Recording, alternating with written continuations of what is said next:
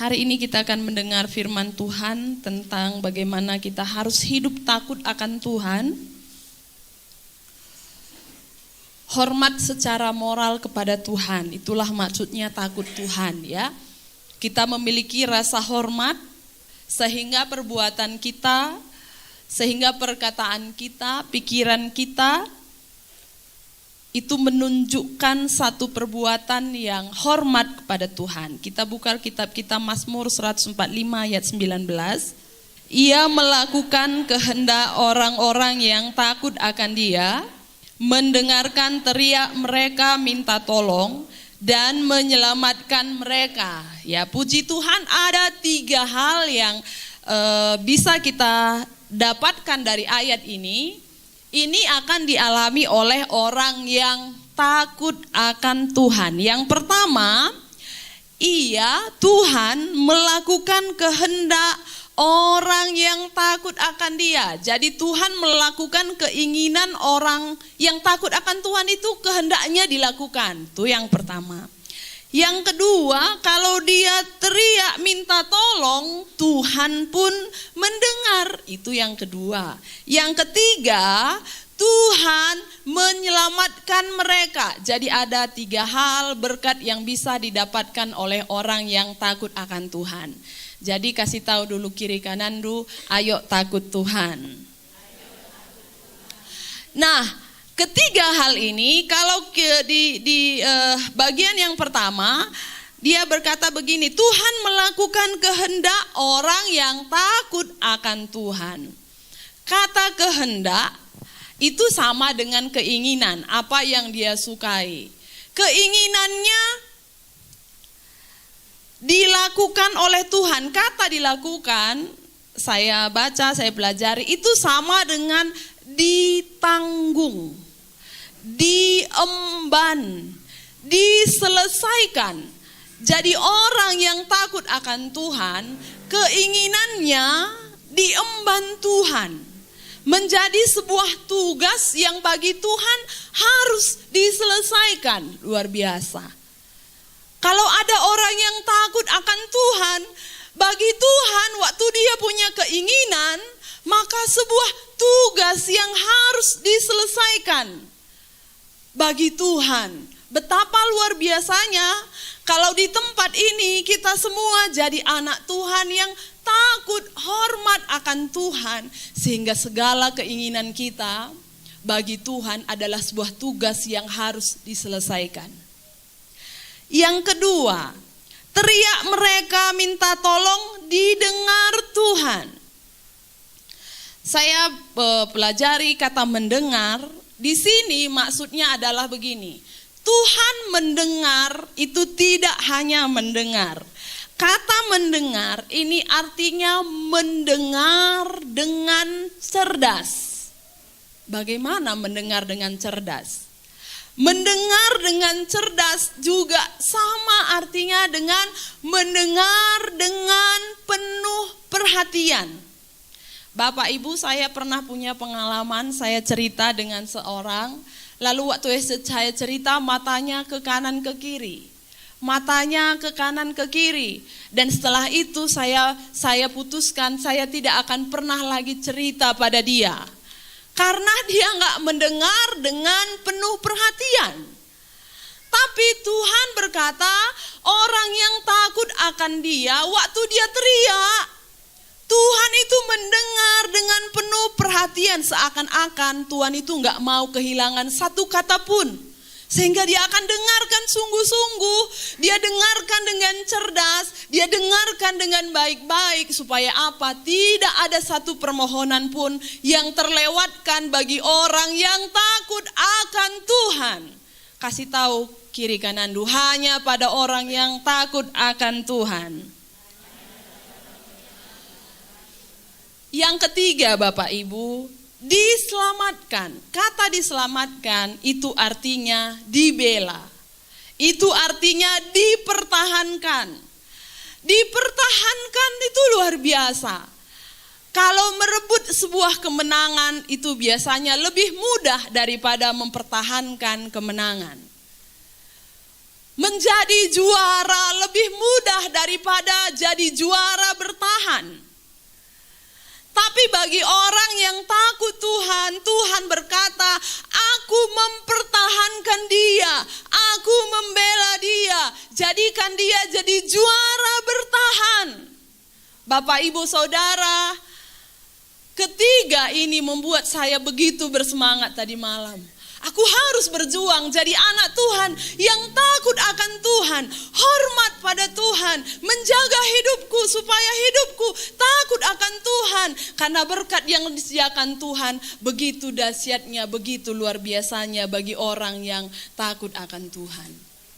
Keinginannya diselesaikan oleh Tuhan, teriakannya didengar oleh Tuhan, dan dia dibela oleh Tuhan. Kita akan belajar dari dua pribadi, dua tokoh yang ada di firman Tuhan hari ini, orang-orang yang takut akan Tuhan. Yang pertama kita buka Alkitab kita, Ayub pasal 1 ayat 1. Ada seorang laki-laki di tanah Uz bernama Ayub, orang itu saleh dan jujur, ia takut akan Allah dan menjauhi kejahatan. Dia takut akan Allah. Ini diulang lagi oleh iblis di ayat yang ke-9. Lalu jawab iblis kepada Tuhan, apakah dengan tidak mendapat apa-apa Ayub takut akan Allah?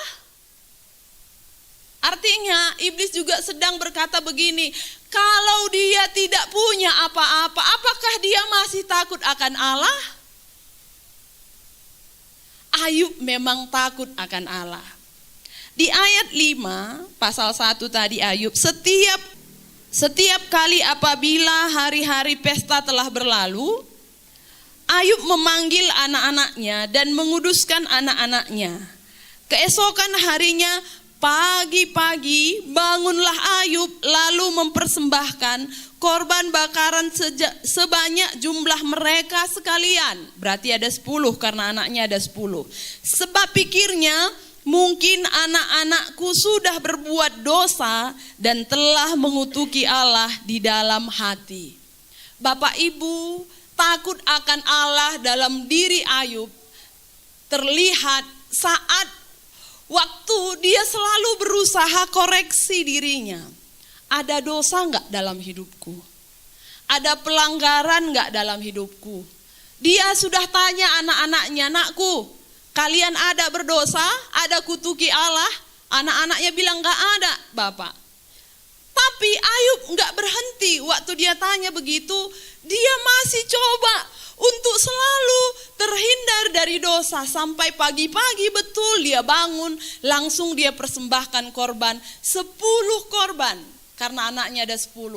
Dia mempersembahkan korban bakaran kepada Tuhan. Jangan-jangan dalam hatinya tadi malam, anakku berbuat dosa. Orang yang takut akan Tuhan selalu periksa hidupnya. Dalam hal ini aku berdosa tidak? Dalam hal ini aku berdosa enggak? Bukan malah gini-gini enggak masalahnya. Dosa kecilnya. Tidak, orang yang takut akan Tuhan dia periksa diri. Dosa enggak aku? Dia tidak melupakan atau mengabaikan. Kalau begini enggak apa-apalah, biasa kok. Tidak, orang yang takut akan Tuhan dia selalu periksa diri. Aku dalam hal ini berdosa tidak? Dalam rencanaku yang ini ada enggak siasat yang dicampur tangani oleh iblis? Dalam perkataanku ini ada enggak perkataan yang menipu? Dalam pikiranku ini ada enggak pikiran yang negatif? Dia periksa dirinya, karena begitu hormatnya pada Tuhan, dia jaga hidupnya tidak berdosa di hadapan Tuhan. Pagi-pagi sekali Ayub bangun, dia tidak berlambat-lambat. Saya pikir Tuhan juga sangat menyukai orang yang tidak berlambat-lambat dalam hal dosa. Sudah tahu dosa tapi tetap saja tinggal di sana. Saya pikir Tuhan juga tidak akan menyenangi orang yang demikian. Daud berkata, berbahagialah orang yang diampuni pelanggarannya. Berbahagialah orang yang ditutupi kesalahannya. Siapa itu? Orang yang mengaku dosanya, karena orang yang demikian akan diampuni dosanya. Daud dan Saul sama-sama adalah raja yang luar biasa. Mereka adalah sama-sama raja yang diurapi. Mereka sama-sama hebat. Tapi perbedaannya, yang satu diselamatkan Tuhan, yang satu tidak diselamatkan. Saat Daud ditegur, dia langsung minta ampun. Tapi Saul ditegur, dia punya banyak alasan. Bukan aku, Samuel.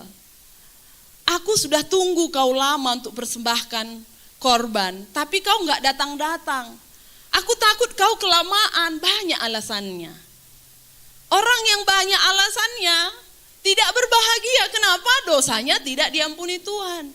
Tapi waktu Daud diperingatkan, kau salah Daud, apa yang Daud lakukan? Betul Tuhan. Lalu saat itu juga dia berkabung, dia taruh abu di atas kepalanya, dan dia minta ampun kepada Tuhan. Daud diampuni, Saul tidak diampuni. Daud mengaku dosanya, Saul membuat alasan terhadap dosanya. Ada di sini Bapak Ibu yang sering buat alasan untuk dosa? Ini sedikitnya, gak masalah. Wajarnya aku begitu, dia duluan.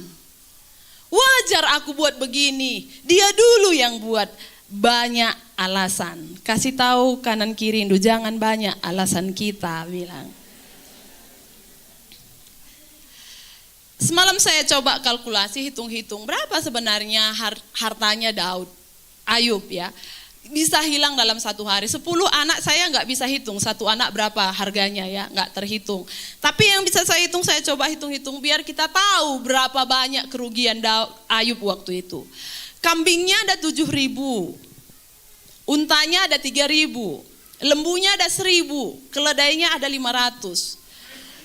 Satu kambing saja kalau kita hitung sekarang 1.500.000, maka harga kambingnya waktu itu hilang 10 M.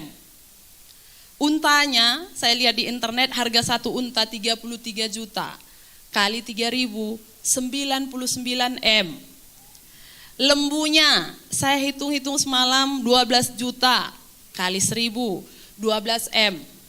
Jadi saya total kehilangan Ayub waktu itu 121,5 M.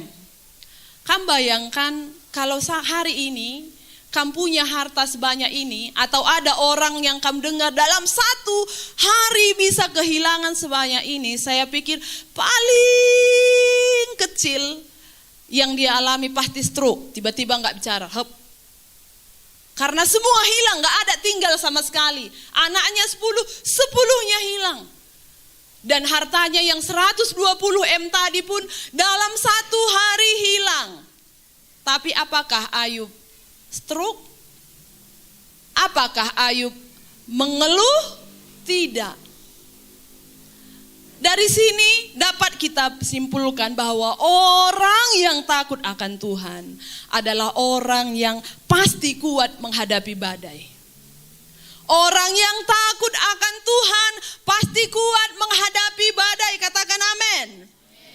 Orang yang takut Tuhan dia tidak akan lemah walau badai ada. Orang yang takut Tuhan walau ada tekanan dia akan kuat. Kenapa? Di janjinya yang ketiga tadi, memang bagi orang yang takut Tuhan, janji Tuhan dia dipertahankan. Dia dibela, dia diselamatkan, dia jadi juara bertahan, tak bisa digeser oleh uang 120 miliar, gak bisa digeser. Gak bisa digeser oleh hilang harta kekayaan, oleh keluarga yang meninggalkan, tak bisa digeser. Itulah berkat orang yang takut akan Tuhan. Bapak Ibu, ayolah kita berusaha takut akan Tuhan. Poin yang pertama tadi, periksa terus diri kita. Dalam hal ini aku berdosa tidak? Dalam hal ini aku bersalah tidak? Jangan buat alasan, aku iri karena dia buat begini, aku marah karena dia buat begini, itu alasan. Aku balas dendam karena duluan yang dia buat tidak baik padaku, alasan. Aku cikurak karena duluan dia cikurakan, alasan. Aku begini karena dia sudah tabur jadi dia tuai. Gak usah kamu yang membuat dia menuai, biarkan orang lain. Dia sudah lakukan, jadi aku lakukan. Alasan. Sekali lagi kasih tahu, jangan banyak alasan. Baik, yang kedua kita lihat di dalam 1 Raja-Raja 18 ayat 3 tentang seorang yang bernama Obadja. Sebab itu Allah telah memanggil Obadja yang menjadi kepala istana. Obadja itu seorang yang sungguh-sungguh takut akan Tuhan. Kita lihat di mana letak kesungguh-sungguhannya takut akan Tuhan. Ayat 4. Karena pada waktu Isabel melenyapkan nabi-nabi Tuhan, Obadja mengambil 100 orang nabi lalu menyembunyikan mereka 50 sekelompok dalam gua dan mengurus makanan dan minuman mereka. Bapak Ibu, ini adalah kisah tentang Raja Ahab, raja yang sangat jahat.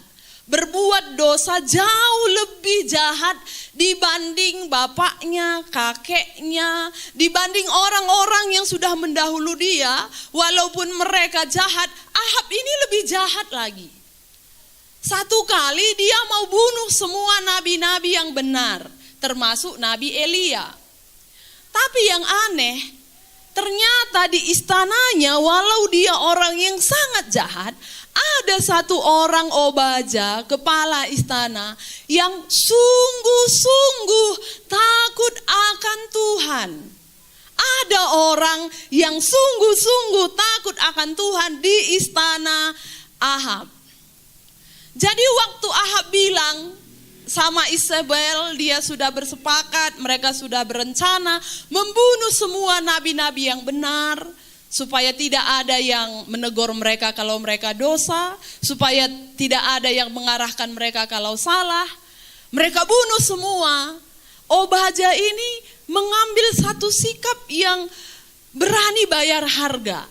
Lihat Bapak Ibu, dia tidak hanya sembunyikan satu, dia ambil 100 orang nabi, 50 dia tempatkan di satu gua, lalu 50 di gua yang lain. Apa artinya?